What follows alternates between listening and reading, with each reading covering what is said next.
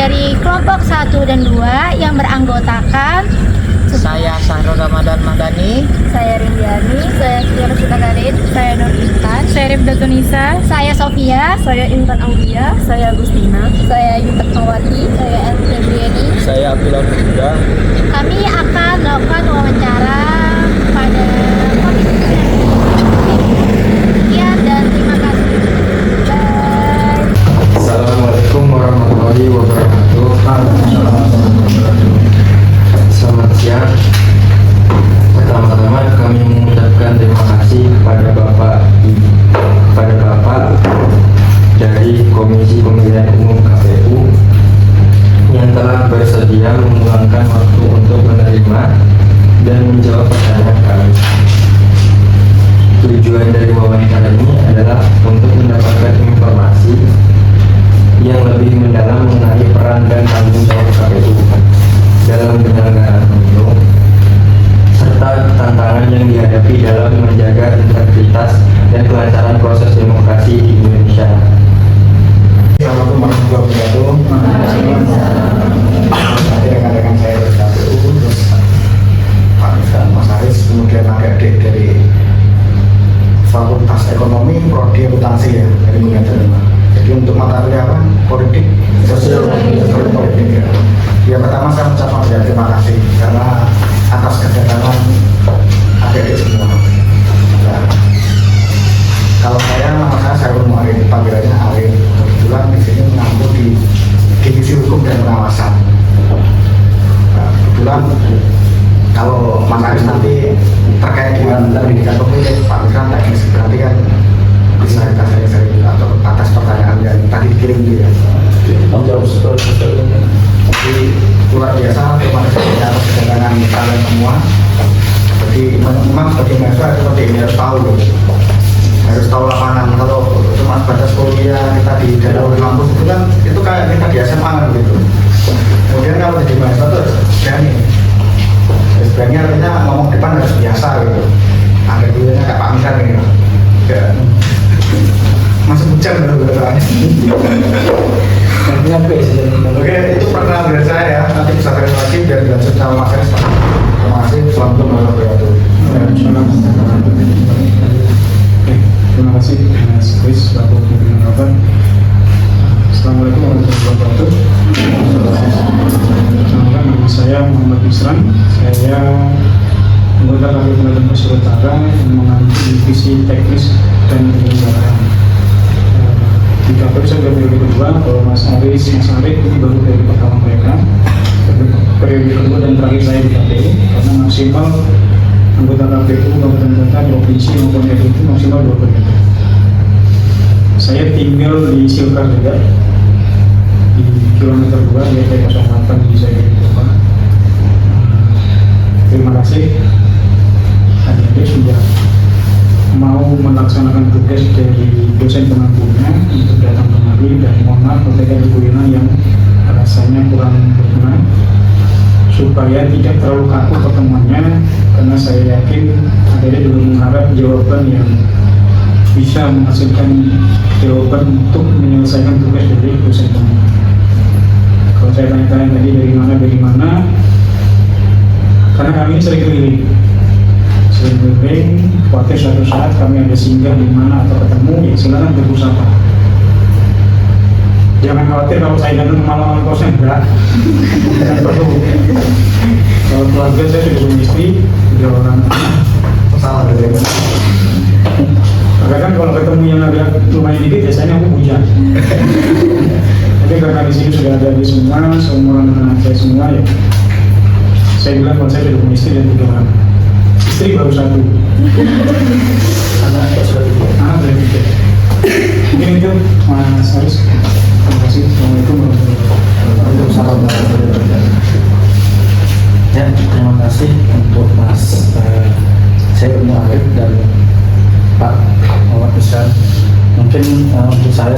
saya perkenalkan diri. Perkenalkan, nama saya Aris. Nama panjang saya juga itu juga Aris. Saya anggota KPU Penajam Pasir Utara. Memang di katakan tahun saya tadi periode pertama masih saya mengampu divisi Sosdiklik Farmas SDM. Divisinya berpanjang, sosialisasi pendidik, Sosdiklik, sosialisasi pendidikan pemilih, partisipasi masyarakat, dan SDM. Paling panjang divisinya, tapi namanya paling pendek, Aris. Nah itu kebetulan memang di KPU ini pimpinan itu ada 5. Ini sekedar pengenalan untuk KPU dulu ya, dari ketika nanti misalkan bertemu dengan dosen yang kembali sudah tahu nih, siapa tahu dosennya ada bertanya atau siapa saja yang menemui adik-adik. Jadi di KPU itu ada 5 pimpinan. Dari 5 pimpinan itu masing-masing mengampu divisi. Yang 2-nya lagi adalah divisi perencanaan, namanya Rendatin, perencanaan dan data dan informasi. Kemudian ada juga dari logistik, itu divisi keuangan umum dan logistik. Nah itu, dan dari 5 pimpinan ada salah satu koordinator yang disebut ketua, yaitu ketua KPU. Jadi semua 5 ini adalah pimpinan, tapi ada satu yang menjadi koordinator atau ketuanya. Nah, yang sekarang ini dipimpin oleh divisiku Pak Ali yang sangat berhalangan hadir. Mohon maaf, beliau lagi ada kegiatan di luar daerah. Itu untuk pengenalan KPU Penajam Pasir Utara. Sebelumnya juga saya ucapkan terima kasih banyak buat saya panggil adik-adik ya, karena ya kira kan hampir seumuran ya. Terima kasih buat adik-adik yang sudah ada mahasiswa, karena kami juga pernah menjadi mahasiswa, bagaimana rasanya kegiatan di kampus dan di lapangan, dan ini memang menjadi salah satu hal penting dalam dunia perkampusan. Teori-teori itu memang kita bisa dapat di mana aja, namun praktik harus kita alami sendiri. Mungkin itu, terima kasih banyak atas kunjungannya. Ini sekaligus silaturahmi kita. Jangan sungkan-sungkan, jangan cuma ketika ada tugas aja ke sini. Siapa tahu pas lagi lewat mampir aja ke sini, nggak apa-apa. Siapa tahu mau diskusi atau apa kan bisa aja. Cuma sebelumnya kita memang harus aktif dalam melaksanakan utamakan pendidikan dulu, seperti itu, baru kita keluar ke organisasinya.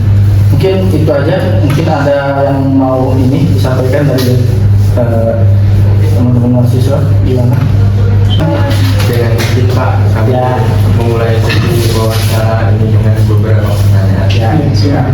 Dengan saya pertanyaan yang pertama tadi. Oh ya. Menurut Bapak nih, apa tantangan dan hambatan pada saat Komisi Pemilihan Umum Daerah PPU melaksanakan proses tahapan demokrasi di tingkat lokal dan nasional, pemilu dan pemilu pada tahun 2024 kemarin, Pak? Sudah. Apa sih tantangan dan hambatannya pada saat pelaksanaan pemilu atau pilkada 2024 kemarin, ya kan? Jadi setiap proses kegiatan atau aktivitas itu pasti tidak selalu mulus. Potensi pasti ada sedikit hambatan atau kendala. Jadi konsep dan aktualisasi itu tidak serta-merta selalu berjalan bersama. Jadi kalau ditanya apa sih tantangan dan hambatan, ada beberapa pada saat tahapan kemarin. Pertama, kalau untuk kegiatan tahapan pilkada kemarin, kita itu melaksanakan tahapan hanya 9 bulan. Nah, dan itu pun dengan berbagai macam kegiatan-kegiatan tahapan. Oleh karena itu, salah satu kendalanya adalah waktu tahapan. Waktu tahapan yang kemungkinan kami rasa mungkin agak pendek untuk melaksanakan proses tahapan. karena di 9 bulan tahapan itu mulai persiapan pelaksanaan sampai paskanya itu banyak kegiatan-kegiatan yang saling beririsan, jadi padat sekali, sehingga untuk memaksimalkan tahapan itu kita sedikit keteteran, apalagi kemarin pemilihan presiden, legislatif, dan pilkada itu berdekatan, sehingga tahapan dari kegiatan pemilu ini belum selesai, masih ada sengketa-sengketa pemilu, itu bersamaan waktunya pada saat kita melaksanakan tahapan kegiatan pemilihan kepala daerah. Jadi kita ngurusin kegiatan pilpres juga masih, terus kegiatan pilkada juga masih. Itu jadi salah satu kendala dalam melaksanakan proses tahapan pemilu pada 2024 ini. Kemudian ada beberapa kendala itu terkait masalah ini koordinasi kan kita juga nggak selalu mulus, ada beberapa lah koordinasi baik di internal maupun di eksternal pelaksana, seperti itu.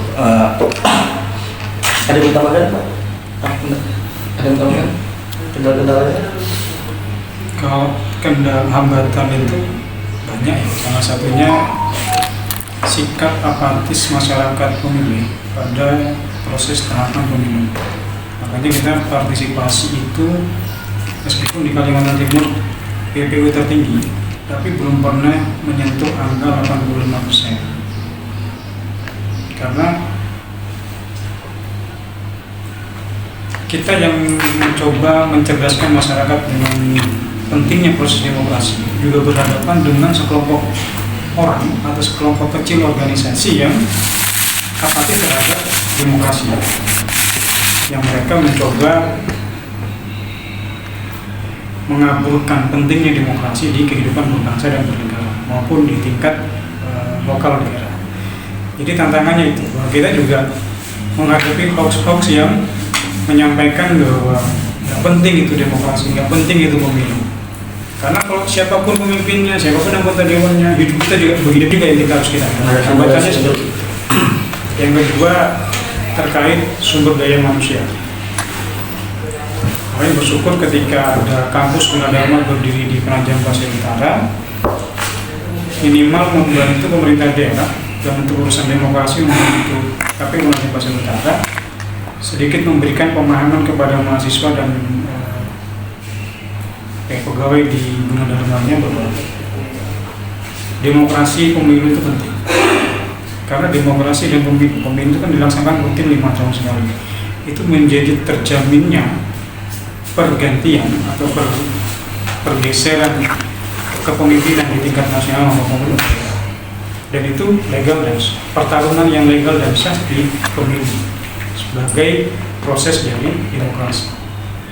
Itu isi tanda-tandanya yang saya pahami, karena sebelumnya kalau urusan anggaran saya pikir negara sudah cukup untuk memberikan itu. Pertanyaan selanjutnya Kak, tadi kan Bapak membahas masalah partisipasi masyarakat. Ya. Nah pertanyaannya, menurut Bapak sejauh mana pentingnya partisipasi masyarakat khususnya mahasiswa seperti kami ini dalam menggunakan hak pilihnya?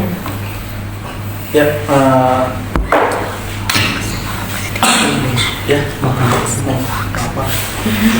jadi kalau dikatakan partisipasi itu kenapa penting, sangat penting.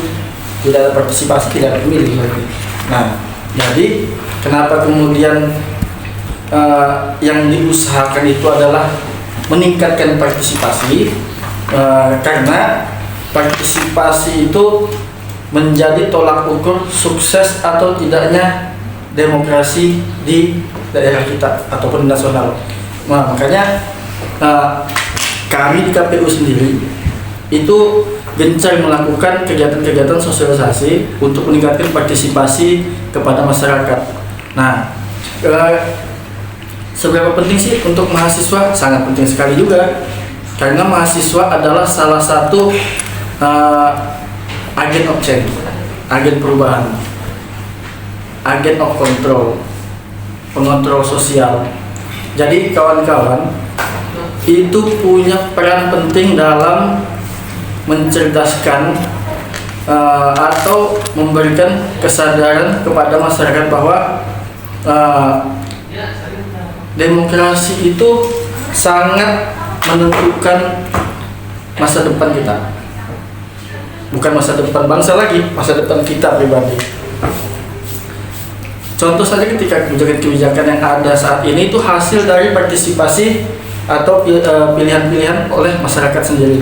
Nah, makanya seberapa penting partisipasi ukur suksesnya demokrasi atau penyelenggaraan pemilihan yang kita laksanakan di daerah maupun di nasional, itu pentingnya.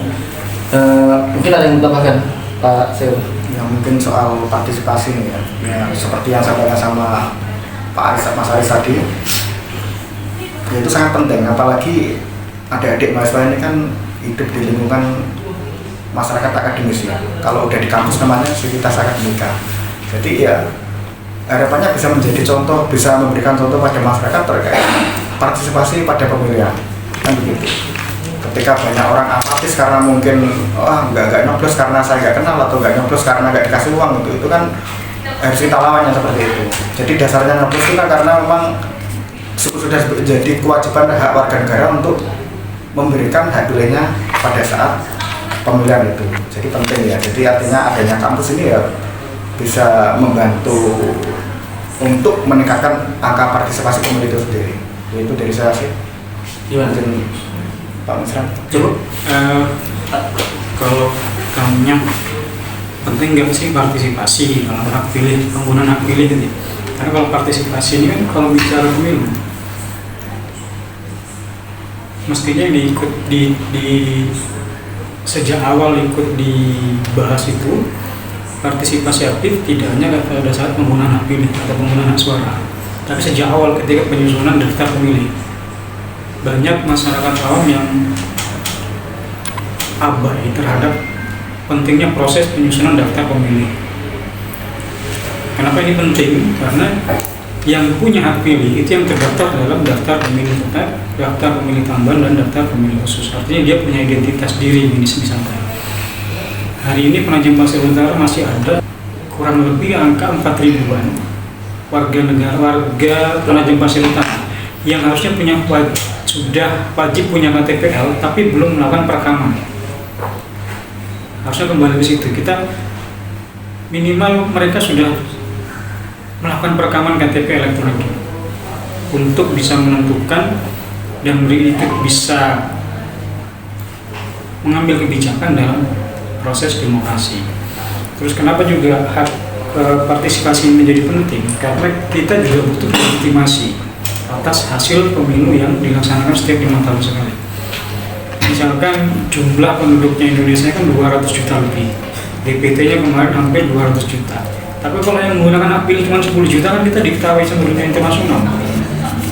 Masa jumlah penduduk segitu banyak yang menggunakan hak pilih hanya 5%? Kenapa jadi penting? Ya itu tadi, butuh legitimasi atas hasil pemilunya. Kalau DPT-nya katakan 200 juta, tapi yang menggunakan hak pilih hanya 10 juta secara nasional, berarti kan cuma 5%. Ini kan pasti rawan gugatan.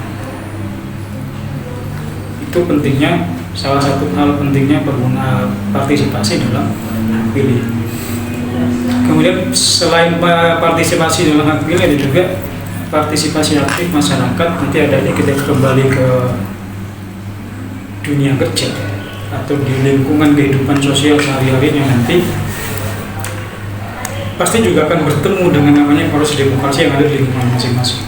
Entah itu pemilihan RT, kalau yang desa mungkin ada pemilihan kepala desa, ada pemilihan BPD, dan sekarang trennya mau yang di kelurahan sekalipun pemilihan ketua RT sama dengan proses pemilu. Mereka pakai surat suara, pakai kotak suara, dihitung satu persatu. Bukan tidak mungkin kalian akan berhadapan dengan itu. Dan perkembangan era digital bisa jadi kita menggunakan hak pilih tidak lagi coblos surat suara, tapi nanti di bilik TPS bisa jadi pakai entah itu handphone, entah itu alat yang sifatnya electronic voting. Makanya juga harus disiapkan oleh teman-teman mahasiswa bagaimana membantu pemerintah untuk memberikan pemahaman kepada minimal diri sendiri dan keluarganya untuk aktif dalam pemilu. Nggak harus menunggu ada caleg, ada calon kepala daerah, ada calon timnya calon presiden datang ngasih uang untuk datang ke TPS. Ini yang berat tugasnya KPU dan kawan-kawan stakeholder untuk memberikan pemahaman pentingnya partisipasi tanpa ada embel-embel. Kami melakukan sosialisasi, pernah ditanya, Pak, berapa sih satu suara itu sebetulnya? Ya satu, saya bilang, bukan Pak nominalnya. Ya kami nggak tahu, saya bilang. Kalau ditanya kami tahunya sekian, berarti KPU ikut bermain dalam proses politik uang. Sementara kami hanya menyampaikan bahwa suara adik-adik ketika di TPS mencoblos salah satu pasangan dan itu sah, sampai ke tingkat pusat tetap satu suara sah yang kami hitung. Masalah adik-adik mau dapat berapa dari calonnya bukan urusan kami sudah.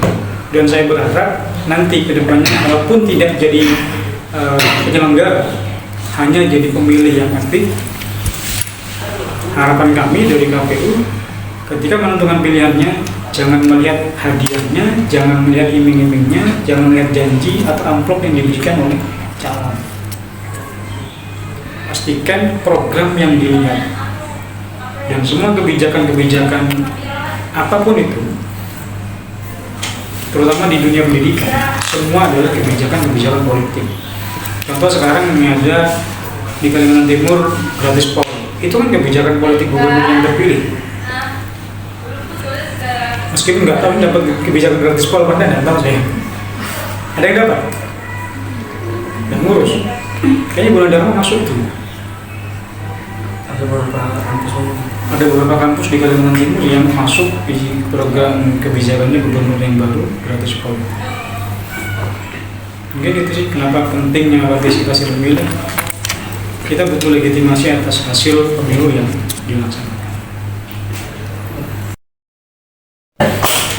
Baik Bapak, apa kerugian bagi masyarakat jika tidak mau menggunakan hak pilihnya? Betul jauh. Pak Misran dulu mungkin. Aku Pak. Kerugian. Apa kerugiannya? Mbak Ayu ya namanya ya? Iya Bapak. Rugi banget, rugi aja atau rugi banget lah. Kan ini kalau nggak mau menggunakan hak pilihnya, misalkan yang terpilih kebijakannya ternyata tidak pro rakyat. Misalkan yang terpilih kebijakannya tidak pro rakyat, hanya mementingkan oligarki, mementingkan pengusaha, hanya kebijakan-kebijakannya yang berdasarkan keuntungan pribadi atau golongannya, profit oriented. Kita yang tidak bilang juga ikut merasakan dampak atas keburukan-keburukan itu. Kerugiannya di situ. Saya nggak mau milih Pak, cuma 500.000 ya. Gede 500.000 itu. Siapa yang masih 500.000 sehari aja datang ke TPS? Cuma kan jangan dilihat dari situ. Ketika nggak cocok dengan calonnya, kalau tidak ada yang baik dari yang baik, cari minimal yang buruk dari terburuk untuk milih calon itu. Yang agak baik dari yang tadi, semuanya buruk. Kalau semuanya buruk gitu kan, di yang buruk dari paling terburuk lah, itu calonnya. Gimana caranya Pak? Sekarang sudah banyak teknologinya. Kita bisa track rekodnya, entah itu personalnya, entah itu perusahaannya, entah itu karyanya, semua bisa dicari. Misalkan ternyata, oh ini si calon ini 6 tahun yang lalu sudah lepas dari 5 tahun, dia tersangka kasus pedofil misalnya, pelecehan anak atau korupsi misalnya, ya jangan dipilih. Sederhana. Tapi kalau terus menganggap calonnya buruk semua, saya tidak mau memilih, ya artinya kan adik-adik juga membiarkan keburukan itu akan menang di situ. Kalau tidak ikut milih, katakanlah calegnya ada 68 caleg, menurut adik-adik dari 68 itu nggak ada yang baik, buruk semua. Ya di ranking lah, terburuk siapa gitu kan, sampai yang cuma buruk aja gitu, ya itu pilih. Tapi kalau tidak ikut memilih, ya dia juga akan menanggung beban atas kebijakan yang tidak pro rakyat tadi. Terus jangan dianggap ketika nggak milih, kan aku nggak milih, ya tetap aja nanggung juga bebannya. Kalau urusan dosa atau tidak bukan urusan saya sih, gitu kan. Milih atau tidak itu bukan masalah dosa dan tidak, tapi bagaimana dia bisa bersikap untuk bisa ikut menentukan arahnya. Minimal ketika ada kebijakan yang berkaitan dengan pendidikan, saya kan masih tahun pertama ya, bisa merasakan nih tahun-tahun ke depan kok kebijakannya gubernur yang baru seperti ini, DPRD-nya seperti ini, pro pendidikan atau tidak. Nanti kan saya juga ikut merasakan hasil aktivitas saya kemarin pada saat pemilu 2024 kemarin. Kalau dibilang rugi atau tidak, kalau versi saya selaku penyelenggara yang nyoblos rugi banget. Kenapa saya bilang rugi banget? Kita nggak milih, kalau ternyata hasilnya bagus, kita nggak bisa ikut bangga. Itu pilihan saya, ngomong pilihan saya nggak bisa, karena nggak ikut milih. Tapi kalau itu ternyata jadi ini buruk, kita juga ikut ngerasa sakit. Kenapa saya nggak milih kemarin ya? Cari yang lain supaya hasilnya lebih baik. Kalau versi saya sih itu. Silakan Mas Arif. Artinya kalau kita nggak milih itu, kita nggak punya gimana ya, secara secara di bawah sana kita nggak punya hak untuk melakukan controlling terhadap calon yang jadi tersebut, karena kita tidak ikut berpartisipasi. Makanya kalau kemudian kita apatis, kemungkinan kita tidak bisa mengkritisi kebijakan-kebijakan yang dilaksanakan oleh pemerintah yang terpilih tersebut, karena kan kita nggak milih. Apa kita untuk memprotes atau kita nggak ikut berpartisipasi di dalam proses tahapan? Artinya garis besarnya seperti itulah kira-kira. Mana udah dulu. Jadi Pak, ada berapa persen sih tingkat partisipasi pemilihan pada saat pemilu 2024 dan pemilihan 2004 kemarin? Kalau saya kan bicara data, angka. Kalau di pilkada, di pemilihan kepala daerah yang baru-baru ini, itu jumlah DPT kita 137.495 ya. 137.495 pemilih dari sekitar 190 ribuan jumlah penduduk gitu, karena yang bisa memilih hanya yang punya hak suara. Jumlah penduduk itu sampai baru pun terdata gitu. Kalau di pilkada, kalau di pemilihan presiden kemarin itu kita sekitar 134.383 pemilih, 134.383. Jadi pada saat pemilu dulu, kemudian ke pilkada itu ada peningkatan sedikit dari 134 menjadi 137 jumlah pemilih. Makanya partisipasi itu sangat penting. Semakin kesini atau semakin ke depan itu kalau bisa harapan kita semakin meningkat untuk partisipasinya atau jumlah DPT dan partisipasinya. Nah, sementara pilkada kemarin dari 137.000 sekian tadi, kita alhamdulillah mendapatkan 79% lebih, hampir 79,90% kita untuk pemilihnya dari 137.000 itu. Artinya harapan kita semoga ke depan masyarakat PPU itu semakin sadar politik, semakin sadar bahwa memilih pemimpin itu penting untuk masa depan PPU ke depan. Seperti itu. Oke. Pertanyaan selanjutnya Bapak, apa langkah yang diambil KPUD PPU dalam meningkatkan kesadaran memilih, khususnya bagi generasi muda seperti kami yang sering kecewa karena pejabat yang terpilih itu lupa terhadap janji-janjinya? Oke. Bung, gimana Bung? Ini mana nih yang lupa-lupa ini? Lupa ingat kan gitu ya. Jadi soal pertanyaan dari Mbak Intan ya, generasi muda kadang merasa kesal karena olah pejabat yang kadang sudah terpilih lupa dengan janjinya gitu. Kalau belum terpilih, Kalau belum terpilih selalu ingat dengan janjinya. nah jadi nanti KPU ini kan kerja kan tidak hanya ketika ada pemilu atau ada tahapan ya, tapi saat ini pun kita kerja. Artinya apa? Mas Aris selaku divisi sos di Parmas pendidikan pemilih beliau itu ya juga memberikan pendidikan pemilih pada kawan-kawan yang ada di universitas bahkan sekolah-sekolah. Itu kan adalah pemilih pemula. Kita memberikan edukasi soal pentingnya memilih pemimpin gitu ya. Jadi soal pemimpin kadang yang ngeprank karena janjinya, mungkin beberapa faktor yang menjadikannya seperti itu. Entah itu karena anggaran di daerahnya yang memang minus, misalkan terjadi efisiensi akhirnya tidak bisa mewujudkan janjinya gitu. Jadi keterbatasan anggaran itu.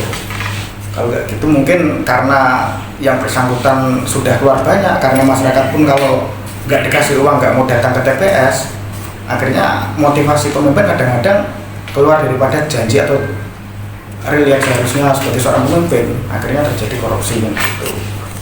Nah itu kan korupsi itu kan karena sebab juga ya, karena mungkin udah keluar uang banyak bahkan puluhan miliar ya untuk jadi kepala daerah atau caleg kan gitu. Nah, bagaimana kita selaku KPU ya kita memberikan edukasi terus kepada kelompok-kelompok muda ini, Gen Z ya, kelompok muda bahkan mulai dari teman-teman SMA bahkan perguruan tinggi itu kan penting. Jadi ketika kita memberikan edukasi itu kan teman-teman adik-adik mahasiswa ini kan juga pasti minimal memberikan pengetahuan itu pada tingkat keluarga juga. Nah itu minimal kan Bapak Ibu kalau ada pemilihan kita itu sebaiknya tidak boleh menerima amplop gitu, karena itu memang tidak boleh, itu kan money politik ya, itu ada pelanggaran pidana pemilunya itu. Jadi mungkin oleh orang awam dianggap wajar gitu loh. Seolah-olah kan kalau kita datang ke TPS kan dapat uang itu kan sebuah keharusan kan gitu. Mungkin karena alasannya ini meninggalkan pekerjaan harus ada gantinya kan gitu. Nah itu sebenarnya nggak benar seperti itu. Jadi money politik ini kan memang sebuah hal yang memang sampai hari ini tuh masih menjadi momok hambatan terkait pemilihan itu sendiri. Ya, kawan-kawan adik-adik di sini ya harapannya menjadi contoh juga bagi masyarakat atau lingkungan di keluarganya sendiri. Itu Mas Aris dari saya. ada mana? Ya, jadi kita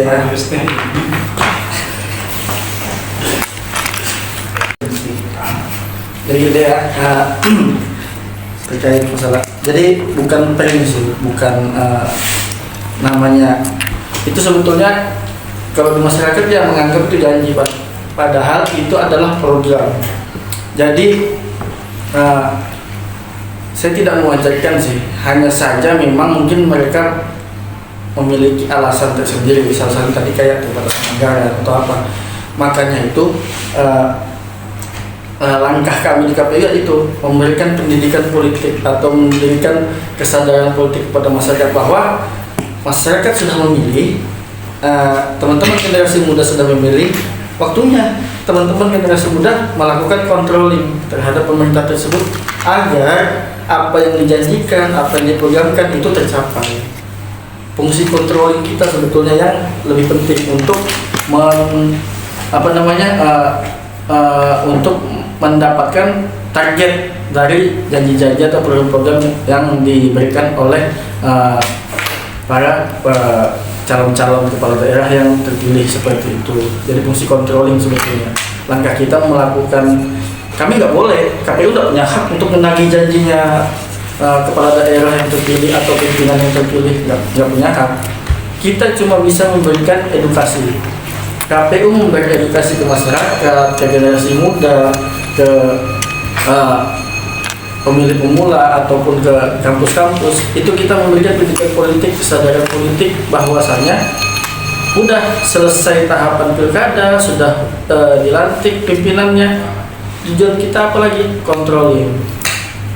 Kita saling mengontrol atau lebih tepatnya saling menjaga. Ketika ada hal yang kurang, mungkin dari kawan-kawan mahasiswa bisa membantu pemerintah untuk menyalurkan ide-ide program-program, atau bisa membantu dari program-program yang sudah ada ini agar tercapai seperti itu. Jadi menurut saya, kenapa misalkan ada beberapa kegiatan atau program yang tidak tercapai dan dianggap keren, itu menurut saya hanya saja keterbatasan, karena pejabat juga memiliki masa waktu untuk menjabat.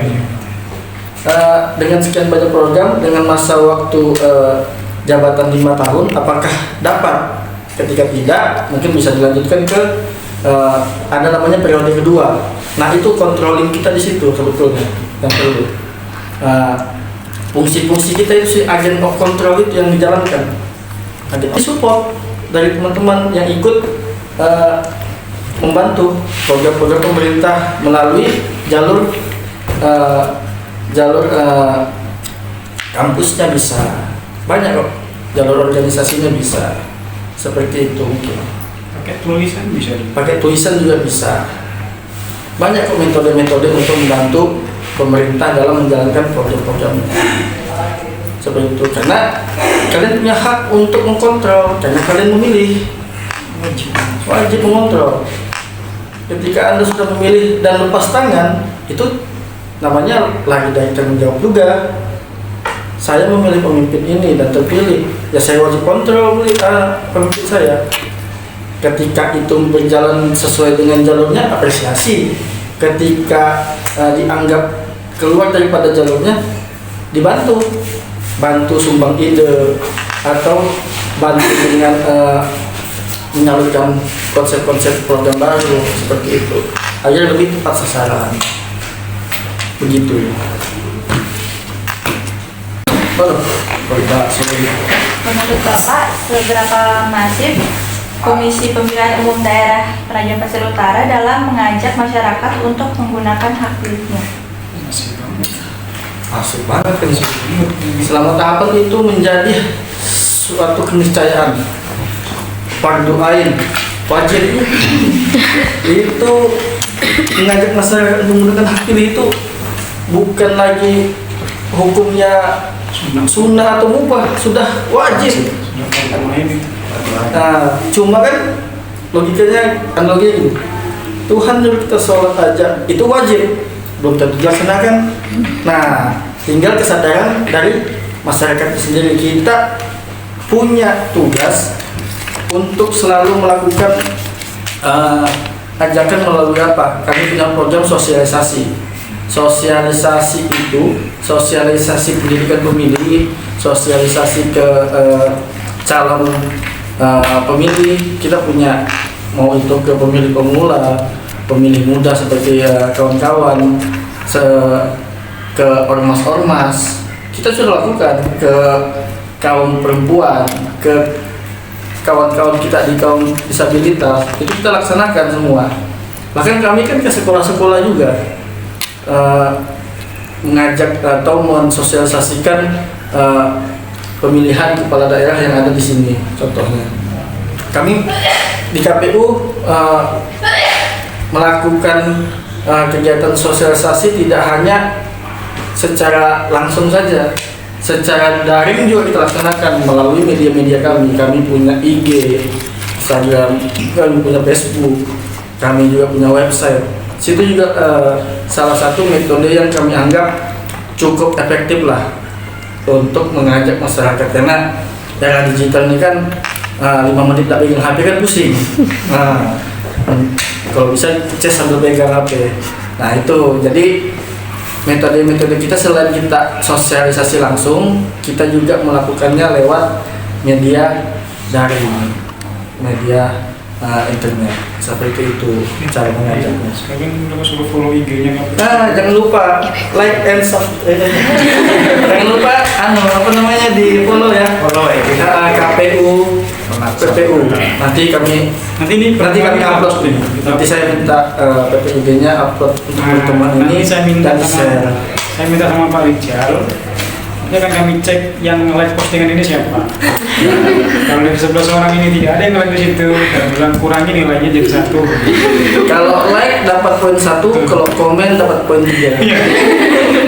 Kalau follow itu bisa dapat 5 poin.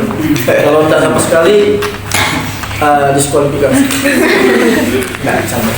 Jadi nanti bisa dicek IG-nya KPU BPU, Facebooknya KPU Penajam Pasir Utara. Alhamdulillah sejauh ini untuk medsos kita aktif setiap kegiatan, dan kalau memang adik-adik di sini punya tulisan, silahkan aja kirim ke Pak Misran bisa, ke saya bisa, ke Pak Seun bisa. Nanti kita coba jadikan tulisan-tulisan adik itu jadi bahan buat kami. Atau gini.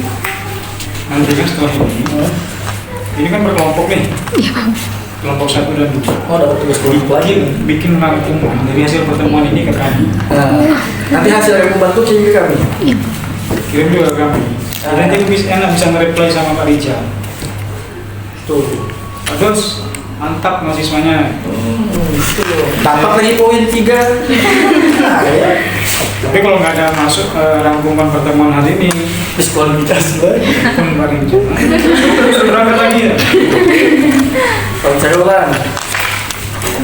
Gitu, banyak metode sebetulnya untuk mengajak.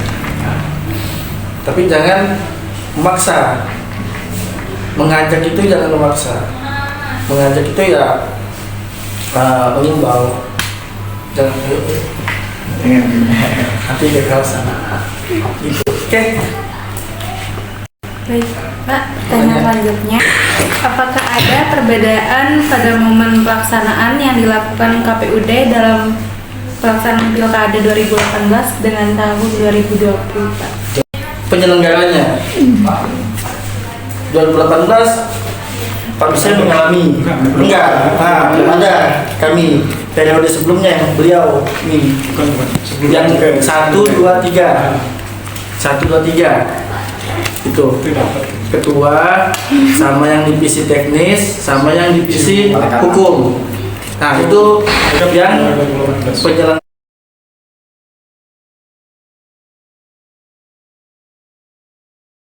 anggota KPU 2018 melaksanakan pilkada pemilu. Nah kalau sekarang kami belum dapat dan 2018. Ini kami melaksanakan di 2024. Ya periode ini kami yang melaksanakan. Itu dua perbedaannya. Selebihnya gimana? Jadi kalau masalah perbedaan 2018 dengan 2024, yang pasti beda itu jumlah pemilih, pasti beda jumlahnya. Di 2018 itu masih di angka sekitar 118.000 kan? Ya, saya sekitar itu.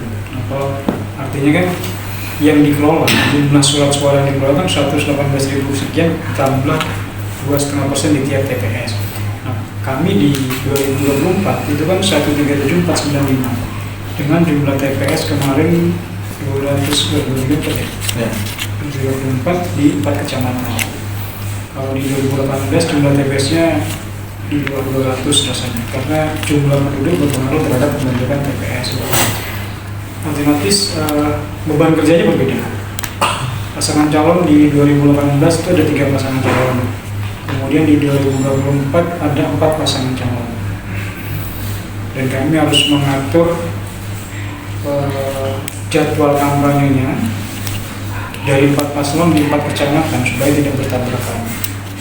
Jadi kami lepas. Kalau di 2018 itu ada zona, ada jadwal, ada zona. Misalnya jadwal begini, zona itu ada Penajam, Sepaku, dan baru Bengkulu sesuai dengan Dapil. Di 2024 itu kami lepas. Zonanya kami lepas. Jadi 1 BPU. Jadi ngaturnya gimana Pak? Mana yang lebih dulu melaporkan izin kepada pihak keamanan, kepolisian. Itu yang lebih dulu menempati tempat tersebut. Tapi mereka juga harus melapor kepada kami. Sehingga kami juga bisa memberikan penegasan kepada kawan-kawan di Bawaslu dan kawan-kawan di kepolisian untuk proses pengawasan dan penanganannya. Jadi pemilu itu kan tidak hanya KPU yang menyelenggarakan, Untuk penyelenggaranya ada KPU dan Bawaslu. Tapi yang melaksanakan proses pemilu dari awal sampai selesai itu ada stakeholder daerah yang ikut mendampingi. Kalau di pemerintah daerah itu ada Badan Kesbangpol yang ikut mendampingi kami. Kemudian ada kepolisian, ada TNI dan rekan-rekan dari Satpol PP di proses pengawasan dan penanganan. Jadi bedanya di situ ada jumlah DPT yang berbeda, paslon yang berbeda, kemudian partai politik pengusung juga jumlahnya beda karena hasil pemilu 2019 dan pemilu 2024, dan proses pencalonannya pun berbeda. Ketika 2018 itu masih pakai minimal program kursi DPRD kemarin. Nah, di proses pencalonan 2024 kepala daerah itu minimal perolehan suara sah di pemilu 2024. Jadi minimal itu kan ada 25% suara sah yang 20% suara sah yang harus diperoleh. Kalau dari 106.092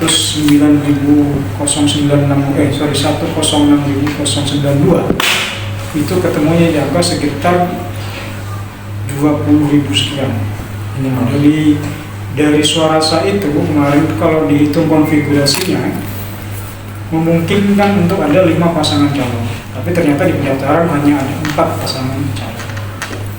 Artinya beban kami berbeda di 2018 dengan proses pencalonan seperti itu, di 2024 dengan proses pencalonan seperti itu berbeda. Bebannya akan berbeda karena kami harus menghitung berapa suara sah partai politik pengusungnya. Baik, selanjutnya menurut Bapak, suksesnya demokrasi seperti pemilihan atau pemilu itu indikatornya seperti apa, Pak? Ya, kalau indikatornya soal misalkan kita kemarin kan habis melaksanakan pilkada ya, indikator kesuksesan itu nggak ada gugatan. Kebetulan pasangan calon yang kalah ya dari yang menang itu tidak ada yang gugat ke Bawaslu atau ke MK kan gitu. Gugatan sebenarnya kan ke MK, tidak ada yang gugat. Jadi indikator kesuksesan. Yang kedua, partisipasi pemilihnya itu bertambah. Yang seperti sampaikan sama Mas Aris tadi sampai 79% gitu daripada pilkada atau pemilihan umum tahun 2024 kemarin. Itu indikatornya. Jadi pelanggarannya juga sedikit kan. Kalau namanya pelanggaran itu pasti ada, tapi kan tidak banyak, tidak masuk gitu loh. Gitu. Mungkin tambahan. Jadi dari penyampaian Mas Heru tadi, berarti ada 3 indikator sebetulnya untuk mengukur tolak untuk sukses pilkada atau pemilu. Pertama, tingkat partisipasi tinggi, itu tingkat partisipasi pemilih tinggi. Yang kedua, ini pelanggaran pilkada, Jadi ketika pilkada itu aman, ini pelanggaran itu bisa menjadi salah satu tolak ukur indikator kesuksesan pemilihan pemilu atau pilkada yang ada di daerah. Tingginya partisipasi juga menjadi salah satu indikator tingkat suksesnya tahapan pilkada yang dilaksanakan oleh KPU. Semakin tinggi, kemarin kita target 80, kita mendekati 79,90, itu alhamdulillah sudah baik untuk pelaksanaan kita. Kemudian yang ketiga tadi seperti ini disampaikan Mas Sel tadi, tidak ada sengketa pemilu atau pilkada. Tidak ada gugatan dari pihak-pihak yang di luar yang menang, seperti itu. Jadi semua menerima. Itu menjadi salah satu tolak ukur sukses juga dalam pilkada. Alhamdulillah PPU tidak ada yang namanya gugatan pilkada ataupun pemilihan pemilihan yang di PSU secara besar tidak ada. Jadi alhamdulillah 3 indikator itu bisa menjadi tolak ukur kita lah, barometer kita lah untuk mengukur apakah pilkada ini sukses atau tidak. Seperti itu. Oke, lanjut lagi. Baik Bapak, pertanyaan selanjutnya, bagaimana strategi Komisi Pemilihan Umum di Penajam Pasir Utara ini dalam meningkatkan partisipasi pemilih muda yang cenderung apatis terhadap politik? Banyak metodenya. Santai ya. Jadi banyak strategi seperti tadi yang saya sampaikan sebelumnya, itu sudah masuk jawaban tadi sebetulnya. Banyak metodologi yang kita lakukan untuk menarik atau mengajak pemilih muda untuk ikut melek politik. Jadi pertama memang kita melakukannya dengan kegiatan sosialisasi secara langsung tadi. Cuma kalau untuk generasi muda kita agak berbeda mainnya, sosialisasinya. Kebanyakan itu generasi muda itu dia lebih suka yang semi atau non formal. Jangan langsung jadi nggak terlalu formal gitu bahasanya. Jadi kita melaksanakan kegiatan sosialisasi nyantai di kafe, terus juga kita melaksanakannya di kampus-kampus seperti itu, dan juga kita melakukan kegiatan-kegiatan sosialisasi di media sosial. Kan generasi muda sebagian besar kan tertinggi kan untuk kegiatan pengguna media sosial. Nah, jadi kita main di situ juga. Kita datangkan Happy Asmara. Kita launching pilkada, nonton nggak Happy Asmara di sini di 29. Kalau sepaku kayaknya dijauhkan. Nah, kami launching pilkada. Kami melakukan launching pilkada itu konser, datangin artis. Itu kan salah satu strategi kita untuk menarik simpati dari masyarakat, khususnya kaum muda. Makanya kita panggil artisnya yang muda-muda seperti itu. Makanya banyak datang ho semua. Nah, jadi mungkin itu yang bisa kita lakukan, salah satunya. Salah banyaknya banyak kita lakukan. Ya itu tadi seperti buat ngobrol santai di kafe-kafe, sambang kawan juga bisa, teman-teman secara non formal, ngopi ya, modal bayarin kopi kan bisa juga. Jadi dari mulut ke mulut dia sampaikan bahwa tanggal sekian kita melaksanakan pilkada, kayak gitu. Strateginya kayak gitu sih. Kalau kan ada yang formal, ada yang non formal. Selanjutnya Pak, apa langkah konkret Komisi Pemilihan Umum PPU dalam memerangi hoax pada informasi politik di sosial media Bapak? Masalah hoax ini. Kalau beliau di hukum itu sudah nggak ada masalah. Jadi era digitalisasi sekarang ini kan tidak terbendung ya. Artinya dalam sekejap orang itu mudah menerima informasi tanpa ditelaah terlebih dahulu. Misalkan berita ini benar apa enggak, misalkan kalau VA ini ijazahnya palsu gitu. Padahal itu kan framing yang hoax atau beda enggak gitu. Jadi artinya ya sesegera mungkin sebenarnya itu kan kalau hoax itu lebih ranahnya ke Bawaslu. Tapi kalau saya menjawab suatu di kampus divisi hukum ya itu artinya kalau saran dari kami ya ketika ada berita, entah itu berita itu baru atau sudah agak lama, itu harus difilter dulu, harus dipelajari ini benar apa enggak gitu. Karena di dalam pemilihan itu kan pasti banyak korban-korban hoax gitu, atau kampanye hitam gitu ya. Tapi sebenarnya itu lebih ranah ke bagian muasal dulu. Misalnya itu bisa kita hoax. Artinya generasi muda ini harapannya bisa menjadi contoh untuk mama juga yang di rumah itu kan. Kadang mama kan kalau ada berita kan langsung di-share itu bener masalah gitu. Jadi ya teman-teman adik-adik yang masih muda, masih belia ini ya lebih cerdas dalam mendata suatu informasi ya. Kan kasihan juga nanti kalau jadi korban, apalagi orang tuanya nanti gitu. Jadi suatu hal yang tidak terbendung namanya hoax. Untuk hoax itu kan diciptakan dari peserta politik atas lawan politiknya, atau dari orang lain yang memang menginginkan kondisi politik yang tidak stabil. Diadu domba di sosmed, difitnah sana sini ya gitu. Maksudnya buzzer. Nah, bahasa itu kan, bahasa entah bayaran atau karyawan gitu.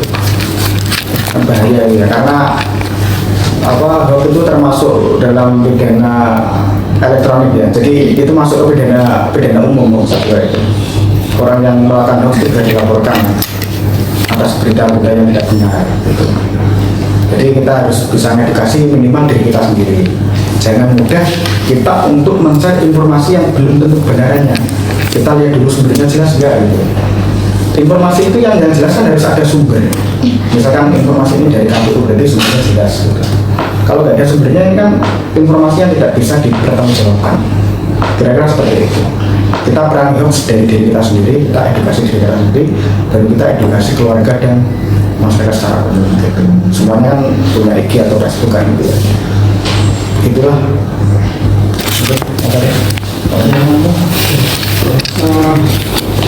Mungkin pesan aja dari soalnya hari ini mungkin semua punya HP Android atau iPhone ya.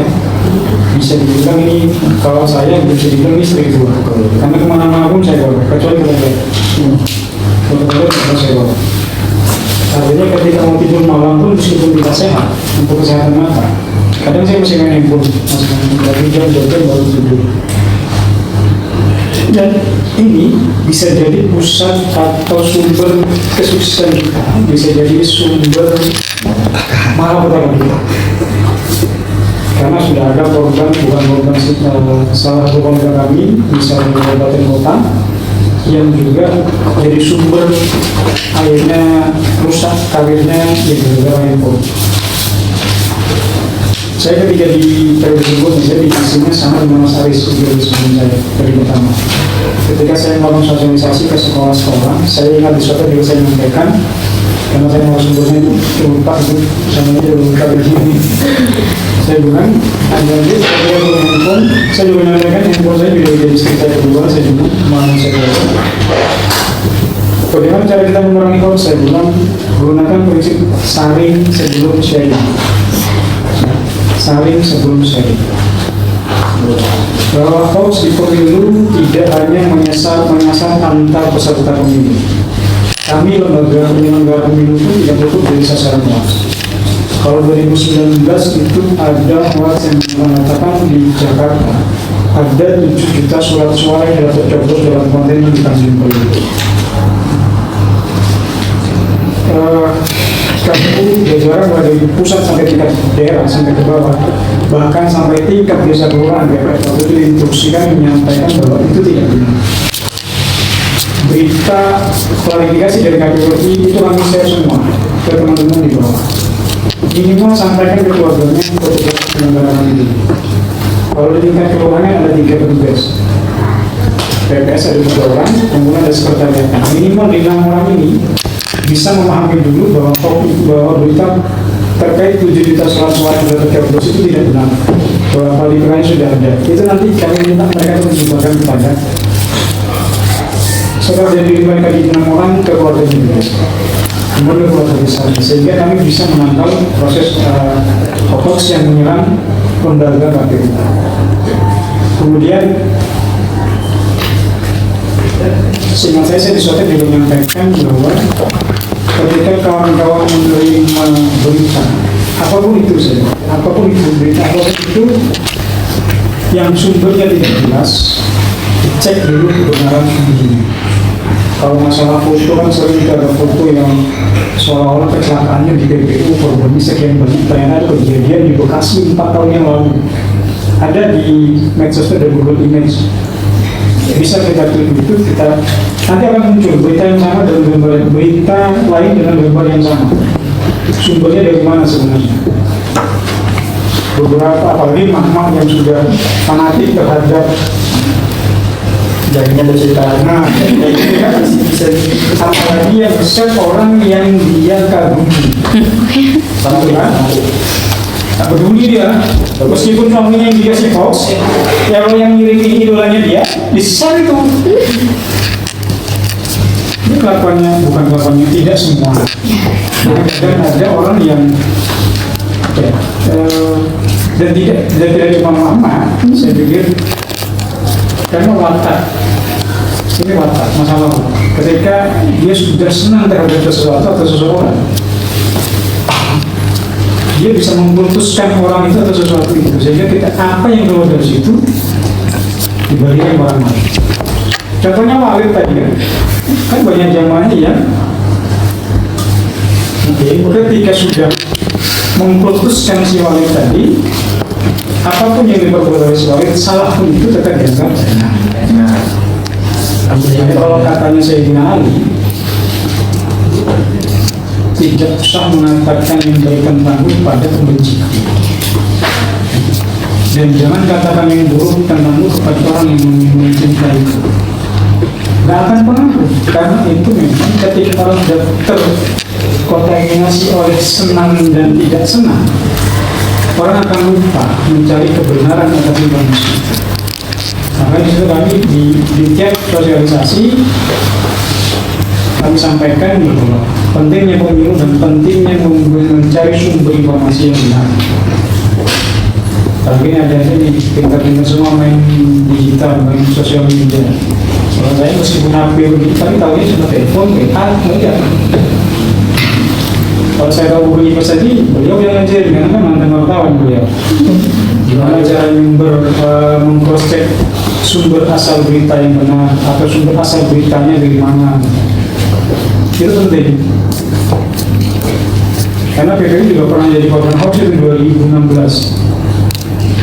Ketika di Pantai Tanjung itu air surut jauh, selalu 2017 ada orang malam-malam lewat, kok air surut jauh? Jangan-jangan mau tsunami, baru jangan-jangan. Dan dia tidak punya tidak punya latar belakang pendidikan yang bisa menyimpulkan sebuah anomali alam tadi. Tidak punya kompetensi untuk menentukan sebuah anomali alam tadi. Akhirnya ribut. Tsunami sebelum laut itu kilo 6 tanjakan tinggi, kalau itu lalu Dharma itu full pengungsi. Asrama Kompi itu full pengungsi. Jalan raya poros itu ribut sama kendaraan takmin dari apa? Sampai besoknya nggak ada semua. Artinya itu tadi pentingnya mengetahui sumber asal berita. Karena tidak menutup kemungkinan nanti ada aja bisa juga jadi penyebar hoax atau jadi korban hoax. Silakan. Baik, saya lanjut pertanyaannya. Menurut Bapak, refleksi terhadap kinerja KPUD Penajam Pasir Utara yang telah sukses melaksanakan proses tahapan-tahapan pemilu atau pemilihan pada tahun 2024 di tingkat lokal Kabupaten Penajam Pasir Utara. Kemudian apa saja harapan perbaikan dalam proses penyelenggaraan pemilu dan pemilihan yang akan datang? Refleksi atas suksesnya pilkada ya? Iya. Jadi setiap pekerjaan wajib direfleksi, sukses tidak sukses itu wajib direfleksi. Dengan cara apa? Tadi Bapak bisa dengan mengevaluasi. Karena tidak semua apa yang kita kerjakan itu bernilai sempurna, perfect. Karena kesempurnaan hanya milik Allah.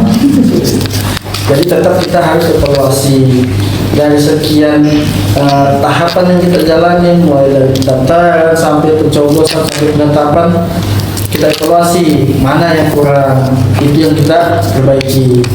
Mana yang sudah baik kita tingkatkan, seperti itu. Itu bagian dari refleksi kami sebagai penyelenggara di KPU. Karena memang itu bisa muncul, sukses itu bisa muncul secara tidak tertulis ada pada diri. Ketika kita merasa puas, itu kami anggap sukses. Tapi kesuksesan yang kami anggap puas itu perlu kita koreksi dulu. Suksesnya di mana aja, yang tidak tercapai targetnya di mana aja, itu yang kita refleksikan. Jadi begitulah cara merefleksikan kesuksesan itu dengan melakukan evaluasi seperti itu, dan melakukan penyampaian informasi juga kepada masyarakat tadi melalui media sosial kita dan sosialisasi kita bahwa kita sudah melaksanakan tahapan pilkada agar apa? Agar bisa dapat feedback dari masyarakat bahwa suksesnya dari mana Pak? Oke, saya tanya tadi memang kita sukses. Nah, kalau ada feedback dari masyarakat, ya Pak sukses, buktinya ini, agar ada dapat masukan-masukan. Gitu cara refleksinya. Makanya HP ini Pak Dosen bukan istri kedua Pak Dosen kalau saya. Karena sudah tahu istri saya sama HP ini. Jadi bukan kali istri kedua ya? Kalau istri kedua kan, ya. Tapi ini teman dekat saya. Karena hampir terkait sama saya. Tapi nggak semua saya ceritakan ke dia. Ada yang saya ceritakan. Tuh, bukan istri kedua tapi teman dekat lah kok saya. Nah, jadi itu pertama kita evaluasi, kedua refleksinya apa? Menyampaikan kesuksesan itu ke masyarakat, bahwa masyarakat tahu bahwa pilkada kita aman, pilkada kita jalan, pilkada kita sukses, pilkada kita damai, seperti itu. Makanya ini semerta-merta bukan kerjanya KPU aja, kesuksesan ini juga kerjanya kita semua. Kami melaksanakan tahapan, kalau nggak ada yang pilih, kan gagal. Nah, ini suksesnya kami, ini sukses tergantung dari masyarakat. Masyarakat banyak memilih, masyarakat aktif, itu adalah bagian dari kesuksesan kami dalam melaksanakan pilkada. Mungkin sekian, wabillahi taufiq wal hidayah. Wassalamualaikum warahmatullahi wabarakatuh.